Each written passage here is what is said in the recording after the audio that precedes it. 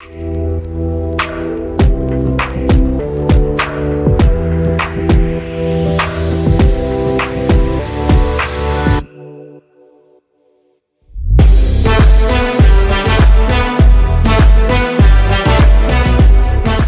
nous vous accueillons pour la seconde édition du The European Show de ce mois-ci. Et nous allons vous parler des partenariats européens dans le cadre d'Horizon Europe.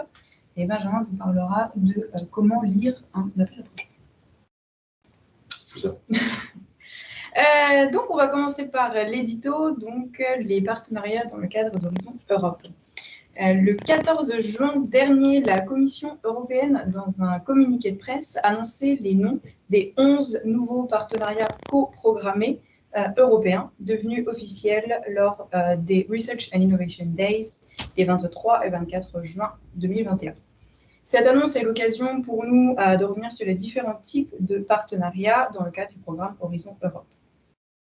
De façon générale, les partenariats européens constituent des mécanismes dont l'objectif est d'apporter des solutions aux grandes priorités européennes, incluant notamment celle du Pacte vert que nous avons présenté lors de l'édition précédente. De façon pratique, les partenariats traduisent en feuilles de route concrètes ces grandes priorités et en coordonnent la mise en œuvre ensuite. Ces partenariats rassemblent un large éventail d'acteurs autour d'une vision commune. Ces acteurs sont aussi bien publics que privés, peuvent être des entreprises, des universités, des organismes de recherche, des organismes investis d'une mission de service public au niveau local, régional, national et même international. À noter évidemment qu'ils ne sont pas nouveaux puisqu'on les retrouvait déjà dans le programme Horizon 2020. Toutefois, dans le cadre d'Horizon Europe, on assiste à une simplification de ces partenariats. Alors qu'on pouvait trouver le FET, donc Future Emerging Technologies, les P2P, partenariats public-public ou partenariats public-privé de façon distincte, à présent, l'ensemble des partenariats est classé en 3 catégories. On retrouve donc les partenariats coprogrammés, les partenariats cofinancés et les partenariats institutionnalisés. Donc les partenariats coprogrammés, ce sont ceux qui ont été rendus publics le mois dernier que je mentionnais tout à l'heure. Il s'agit de partenariats entre la Commission et des partenaires principalement privés, mais il arrive parfois qu'il y ait certains partenaires publics. Un protocole d'accord, donc un Memorandum of Understanding, un MOU, précisant les objectifs du partenariat, les engagements des 2 parties et la structure de gouvernance constitue la base de la coopération de ces partenariats. La mise en œuvre passe avant tout par les programmes de travail d'Horizon Europe et leurs appels à propositions. Chaque partenariat fournit à la Commission des informations sur les thèmes d'appel pertinents à inclure dans les programmes de travail et les subventions résultant de ces appels sont entièrement financées par Horizon Europe. Les partenariats cofinancés maintenant, donc les États membres ont élaboré de concert avec la Commission un programme commun, puis ont émis des appels à propositions pour la constitution des partenariats. Ces derniers sont fondés sur une convention de subvention, a grant agreement, entre la Commission et le consortium de partenaires. À ce titre, les partenariats bénéficient des financements d'acteurs nationaux ainsi qu'un cofinancement de l'Union européenne. Enfin, les bénéficiaires seront cofinancés par la Commission et par les agences nationales jusqu'à 30%, voire 50% dans certains cas. À noter aussi que les appels à propositions sont lancés par les agences nationales. Enfin, les partenariats institutionnalisés. Donc, il s'agit de partenariats dans le domaine de la recherche et de l'innovation entre l'Union, les États membres et ou l'industrie. Ces partenariats sont mis en œuvre par des structures dédiées, créées spécifiquement sur la base soit d'un règlement du Conseil de l'UE, soit d'une décision du Parlement et du Conseil de l'UE, ou pour le cas vraiment spécifique, un règlement pour l'EIT dans le cadre des communautés de la connaissance et de l'innovation, les KICS. Les partenariats institutionnalisés ne sont mis en œuvre que lorsque d'autres parties du programme Horizon Europe, y compris les autres types de partenariats, ne s'avèrent pas pertinents ou inadaptés. Ainsi donc, bien que distincts, ces trois types de programmes sont soumis à des principes communs.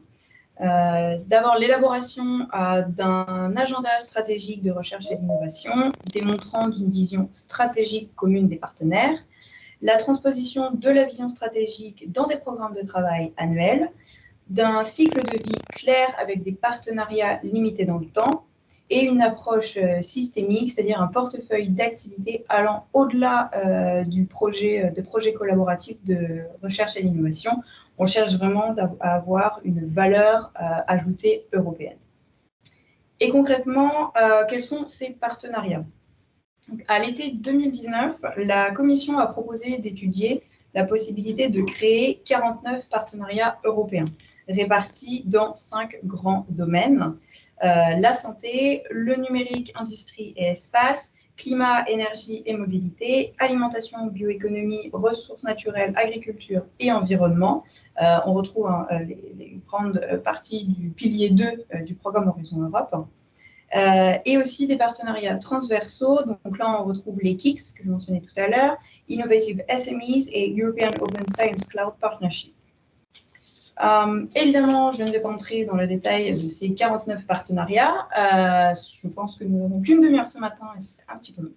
Mais je vais vous en présenter un peu plus particulièrement. C'est le partenariat européen pour l'intelligence artificielle, la data et la robotique. Donc, il fait partie des partenariats coprogrammés officialisés il y a une dizaine de jours. Son objectif est de favoriser l'innovation, l'acceptation et l'adoption de l'IA, des data et de la robotique au bénéfice des citoyens et des entreprises. La Commission prévoit d'investir 1,3 milliard d'euros dans ce partenariat, montant qui devra être complété par l'industrie de même valeur, donc soit un total de 2,6 milliards d'euros d'ici 2030.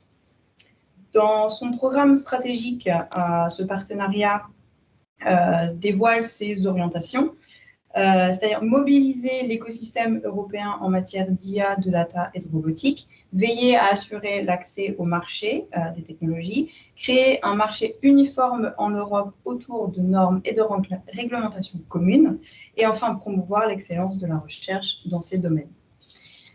Pourquoi est-ce que j'ai choisi ce partenariat plus particulièrement ?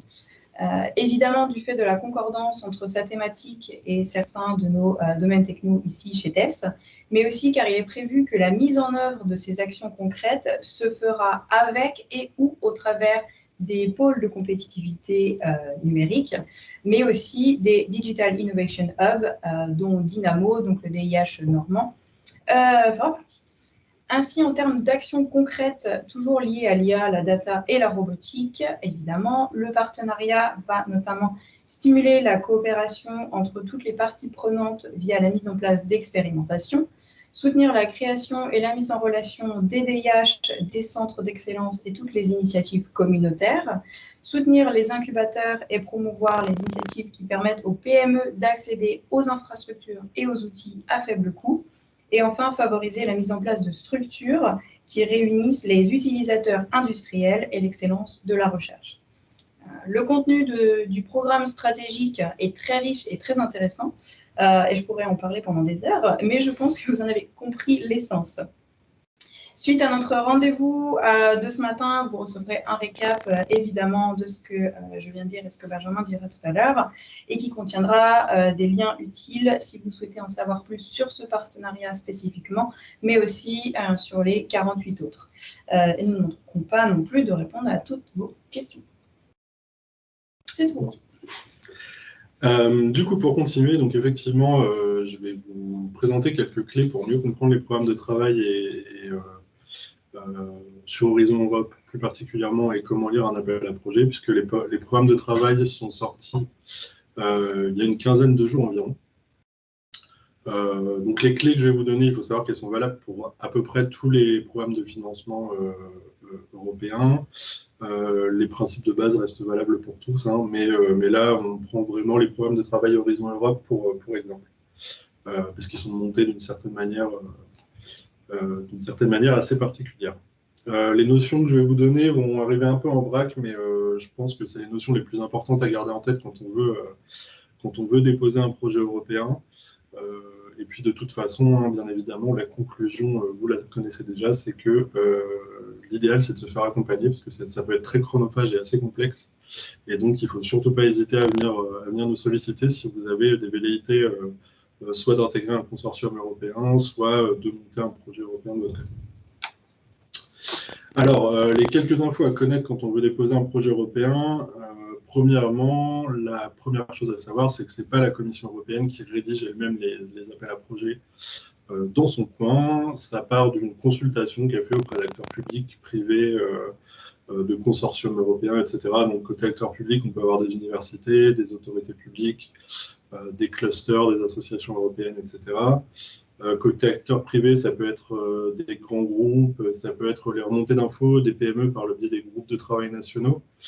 Typiquement, côté test, on est membre du groupe de travail national TIC. Donc, voilà, c'est un groupe de travail qui se réunit quelques fois par an sur Paris pour remonter les informations de terrain sur les projets qui sont en cours de montage, les technologies qu'on aimerait mettre en avant, etc. Et le but, c'est de remonter les informations à la commission et à l'inverse, de récupérer les informations sur les codes qui vont sortir. Côté acteurs privés, ça peut aussi être des consortiums européens type CSA, alors ça s'appelait CSA sur Horizon 2020, c'est Coordination and Support Action. C'est globalement des projets dont le but est de faire des recommandations. C'est un peu le but final des projets. Et du coup, on s'en sert aussi pour faire la consultation, pour rédiger les codes.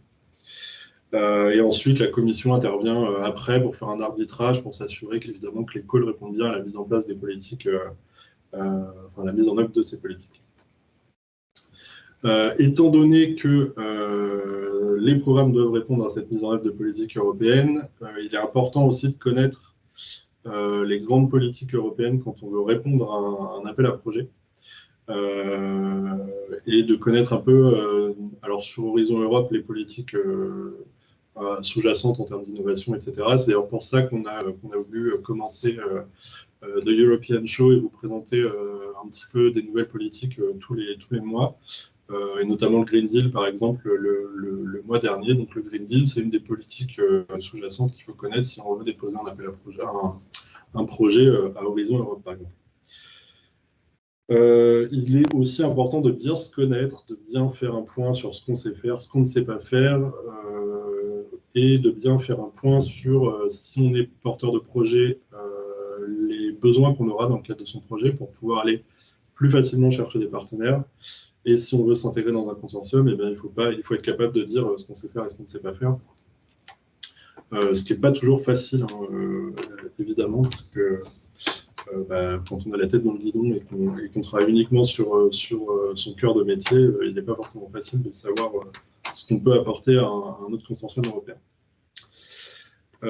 Autre chose très importante, surtout sur cette programmation, alors je l'ai déjà dit le mois dernier, mais le programme Horizon Europe va fonctionner, enfin les évaluations des projets en tout cas fonctionneront par grappe. Il faut que des groupes de projets répondent aux objectifs de la Commission européenne et donc que les projets soient complémentaires entre eux. Donc il est important de participer au brokerage event pour s'assurer qu'on ne marche pas sur les pieds d'autres projets et pour s'assurer qu'on est complémentaire avec les autres projets aussi qui sont déposés. Donc ça, c'est une première chose.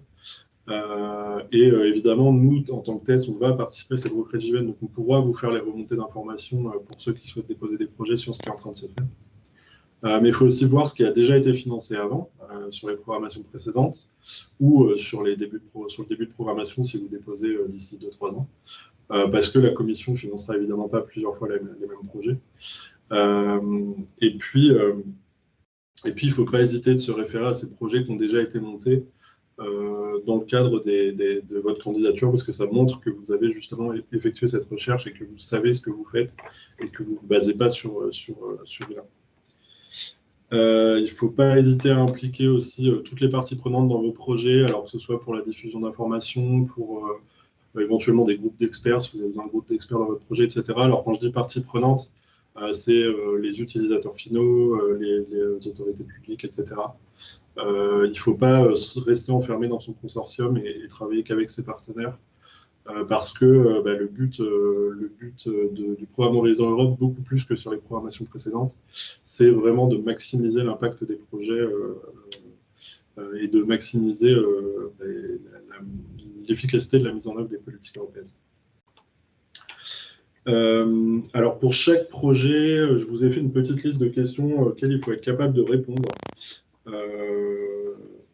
C'est les questions qui me semblent les plus importantes. Donc c'est évidemment des questions qui semblent un peu évidentes, mais nous, on a pu pêcher par le passé sur des candidatures qu'on a déposées sur certaines de ces questions. Donc il faut vraiment y répondre. La première, ce sera évidemment quels sont les besoins qui vous ont amené à déposer le projet. Donc ne pas partir uniquement de la solution innovante que vous souhaitez développer, mais vraiment partir du besoin du terrain. Quels sont les résultats attendus pendant le projet, à la fin du projet, quelles sont les parties prenantes, donc, comme je l'ai dit avant, puisqu'il faut les impliquer, comment vous allez les cibler, comment vous allez leur diffuser l'information, etc. C'est des questions auxquelles il faut réfléchir parce que c'est très important sur Horizon Europe. Quels sont les résultats que vous attendez à plus moyen ou long terme et de manière plus globale, comment vous pensez que votre projet peut contribuer à la mise en place des politiques européennes? C'est aussi quelque chose auquel il faut réfléchir dès le début du projet. Alors après, sur les appels à projets plus spécifiquement, je pense que le point vraiment le plus important, c'est que les appels à projets sont des textes qui ont été travaillés pendant plusieurs mois, voire plusieurs années par une multitude d'acteurs, et donc tous les mots comptent sur un appel à projet. Et il faut répondre exactement à ce qui est demandé. Donc ils détaillent vraiment ce qu'ils recherchent dans les appels à projets. Ils détaillent les axes de recherche qui sont attendus, les objectifs auxquels il faut répondre, etc. Donc il faut vraiment respecter à la lettre ce qui est demandé. Parce que si, comme on peut le faire par exemple sur des dispositifs de financement un peu moins stricts, comme les dispositifs de financement régionaux, etc., si on répond à 80% de ce qui est demandé en espérant que ça passe, ça ne fonctionnera pas. Il ne faut pas oublier de prendre en compte toutes les règles transversales sur les appels à projets parce qu'elles ne sont pas forcément répétées dans chaque appel à projet parce que sinon les programmes de travail feraient 50 pages de plus. Donc tout ce qui est transversal, c'est évidemment les règles d'open science, les règles de parité, etc. Et quand il y a des règles supplémentaires qui s'ajoutent, de toute façon, ils les ajoutent dans le texte spécifique de l'appel à projet, donc vous les connaîtrez. Il faut surtout ne pas hésiter à lire les notes de bas de page. Alors, il y en a beaucoup sur les appels à projets, mais elles font souvent référence aux politiques qui sont liées, etc. Donc, comme je disais tout à l'heure, c'est important de connaître les politiques derrière les appels à projets pour pouvoir y répondre au mieux. Et puis aussi, elles peuvent vous donner des indications sur les acteurs pour rédiger les calls, ce qui peut être important pour orienter votre rédaction. Parce que les acteurs qui rédigent les calls, ils les rédigent évidemment en essayant quand même de favoriser les objectifs aussi qu'eux souhaitent atteindre. C'est pas du bénévolat pur pour la commission. Voilà. Donc, comme je l'ai dit, dans les programmes de travail, de toute façon, on vous rappellera les objectifs. Alors, il y a un programme de travail par cluster, ça je ne l'ai pas dit. Donc, les clusters,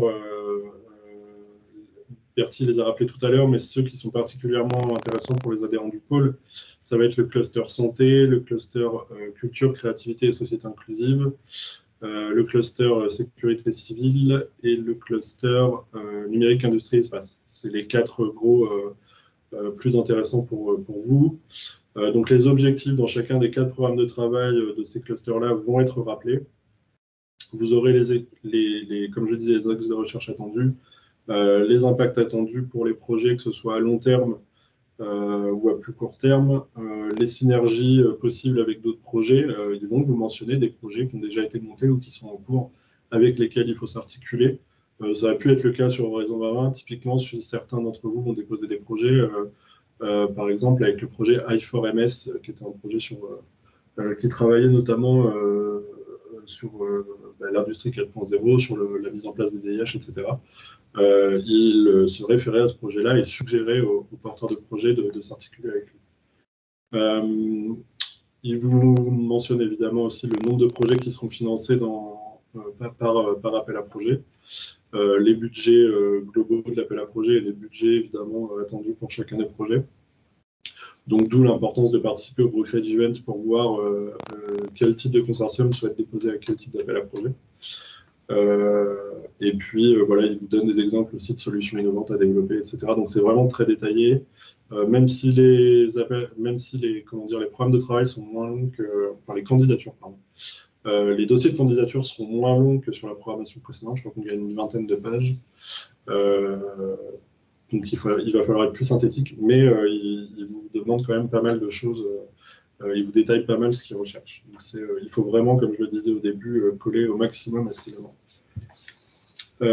Il faut aussi bien regarder le type d'action auquel correspond l'appel à projet. Donc, je vous ai parlé des CSA tout à l'heure, Coordination and Support Action. Donc ça, c'est un truc très spécifique, c'est une action très spécifique qui correspond vraiment à des projets de recommandation, etc. Ce qui va plus vous concerner, vous, en tant que PME ou grand groupe, ça va être ce qu'on appelle RIA, donc Research and Innovation Action, et les IA, Innovation Action. Les RIA, c'est le dispositif qui finance par exemple le projet Impulse, auquel on participe et que Bertie gère de main de maître.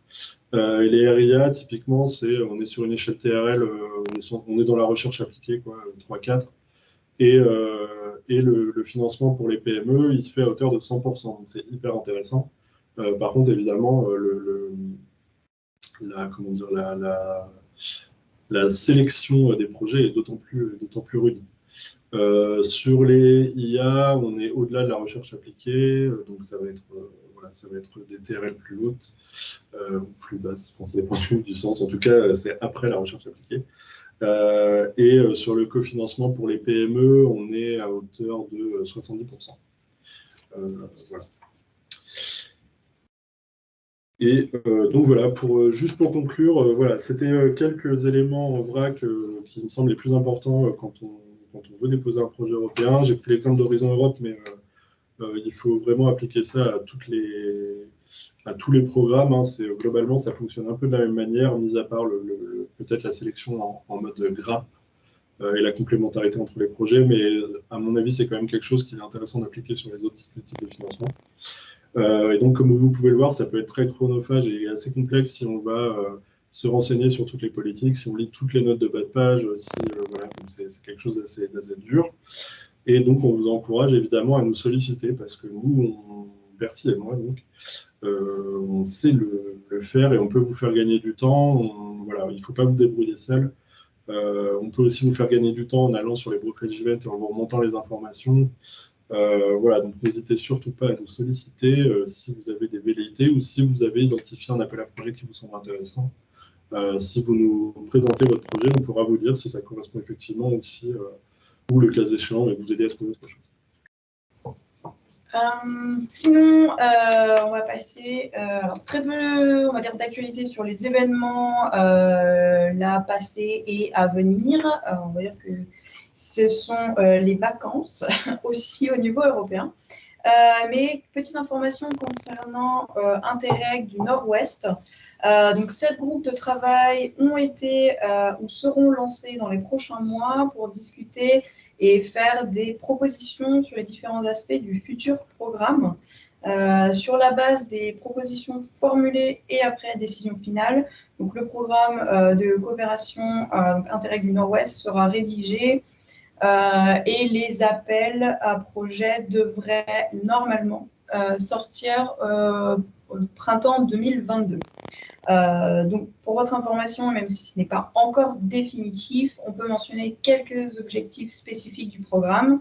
Donc, pour avoir une idée des orientations, donc on peut mentionner la résilience climatique intelligente sur les territoires de l'Europe du Nord-Ouest, la transition énergétique intelligente et juste, ou encore la promotion de la capacité d'innovation dans les régions de l'Europe du Nord-Ouest. Donc, une fois encore, ce n'est pas définitif, ça va très certainement être appelé à être modifié, mais voilà, on voit un peu l'idée sous-jacente de ce programme. On peut annoncer qu'il n'y aura pas donc d'édition pour le début du mois d'août. mais que nous reviendrons donc en septembre, donc le premier mardi qui est le 7, merci, qui est le 7 septembre donc pour la 3e édition de The European Show. Et peut-être pour vous intéresser aux prochaines éditions, on va commencer à chercher des acteurs européens à faire pitcher en début, 5 minutes en début d'édition pour qui vous présentent les sujets sur lesquels ils travaillent et si jamais ça vous intéresse, que vous puissiez être mis en relation pour voir si il y a des possibilités de monter des projets européens avec eux. Voilà. Bonne journée.